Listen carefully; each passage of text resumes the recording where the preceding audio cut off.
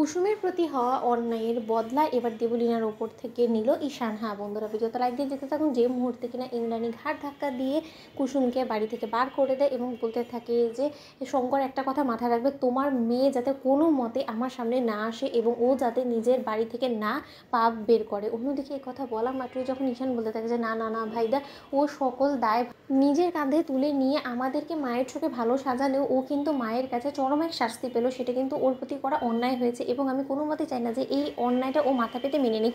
আর যে বা যারা ওর এই অবস্থার জন্য দায়ী তাকে আমি কোনো মতেই ছাড়বো না। আচ্ছা ভাইদা, কাল তো ফরেন্সিক ল্যাব থেকে রিপোর্ট আসার কথা, তাই না? আমি শিওর যে কাল ফরেন্সিক ল্যাবের রিপোর্টে যেটা আসবে সেটা আমি খুব এখন থেকেই তোকে বলে দিতে পারি। অন্যদিকে যখন আয়ুষ বলতে থাকে যে কিছুটা আমি হলেও আন্দাজ করতে পারছি, অন্যদিকে যখন পরদিন সকালবেলা যখন ইন্সপেক্টর চলে আসে এবং এসে বলতে থাকে যে মিস্টার আয়ুষ্মান গাঙ্গুলি, আপনি আমাদের কাছে যে টেস্টটা করতে দিয়েছিলেন সেই ল্যাব টেস্টের রিপোর্ট চলে এসেছে এবং আপনারা জানলে হয়তো বা শকড হবেন যে কিনা এত কিছুর জন্য সিনক্রিট করেছে, খুব সম্ভবত এই রিপোর্টসে আমি যাকে সন্দেহ করছি তার নামই ফুটে উঠেছে। অন্যদিকে ইন্দ্রাণী বলতে থাকে যে ইন্সপেক্টর, আমার তো একটা অন্য ধারণা হচ্ছে, আমার খুব সম্ভবত মনে হচ্ছে যে এই সব কিছুর পেছনে রিপোর্টসের মধ্যে কুসুমের নামটাই ফুটে উঠবে।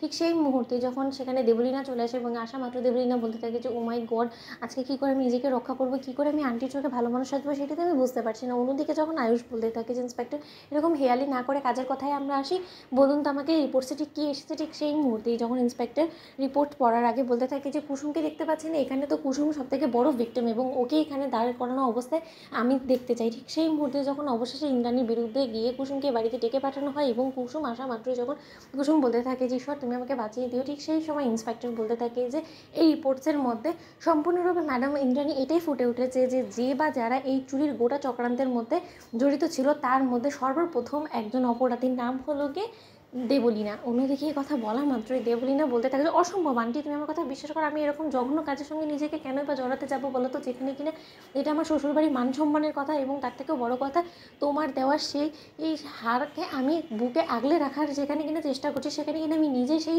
হারটাকে চুরি করার ব্যবস্থা করবো। তুমি ভাবতে পারছো এই ইন্সপেক্টরকে নির্ঘাত ঈশান টাকা খাইয়েছে এবং আমার বিরুদ্ধে এই সকল চক্রান্ত করার জন্য বলেছে। অন্যদিকে ইন্সপেক্টর বলতে থাকে যে দেখুন ম্যাডাম, আইন কিন্তু কোনো মতে কারো টাকার কাছে বিক্রি হয় না, এই কথাটা প্রথমে আপনি মাথায় রাখবেন এবং আইনকে অপমান করার এত সাহসী বা আপনাকে কে দিয়েছে বলুন তো। অন্যদিকে ইন্দ্রাণী বলতে থাকে যে সামান্য একটা ফিঙ্গারপ্রিন্টের উপরে আপনি কী করে বেস করে আমার হবু পুত্র বধূকে এই কথা বলতে পারেন ইন্সপেক্টর, এই দুঃসাহসটা আপনাকে কে দিয়েছে? অন্যদিকে ইন্সপেক্টর বলতে থাকে যে ম্যাডাম, যে আসলে দোষী তাকে দোষী বলতে আমার বিন্দুমাত্র মুখে বাঁধবে না, এটা আমি আগেও বলেছিলাম এবং এখনও বলছি। এবং ওনার সঙ্গে যে ছিল তার পরিচয় সে গোপন রাখতে চাইলো, আমরা তার পরিচয় বের করে ফেলেছি এবং তার পরিচয় রহস্য। অন্যদিকে ঈশান বলতে থাকে যে মা, এবার তুমি কি শাস্তি দিবে দেবলীনাকে, বলো, চুপ করে রয়েছো কেন? তো বন্ধুরা লাইক কমেন্ট শেয়ার করে সাবস্ক্রাইব করতে ভুলো না।